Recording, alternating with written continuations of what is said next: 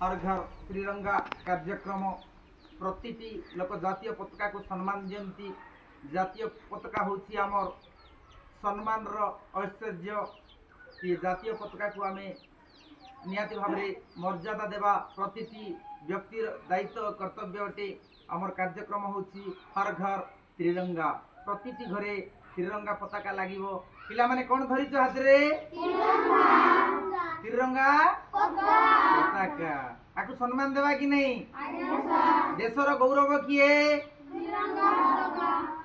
ये पताका को सम्मान देवा कि नहीं?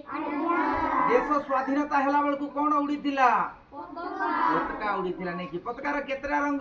तीनटा रंग। देखला बेलकु गर्व लागे कि नहीं? साहस लागे कि नहीं? मो भारतीय बोली अनुभव हुए कि नहीं? तो जातीय पताका की, जातीय पताका की, तिरंगा पताका की, तिरंगा पताका की, जातीय पताका को सम्मान देवा की, जातीय पताका को सम्मान देवा की। तो निहाती भाबरे पताका कोठी लागिबो? घरे घरे लागिबो। बुझिला कि नहीं? आज मध्य हमर वंदे मातरम गीतर 150 वर्ष पूर्ति। बुझिला कि नहीं? जो गीत हमें गाउछु जनगण मन गाउछु कि नहीं?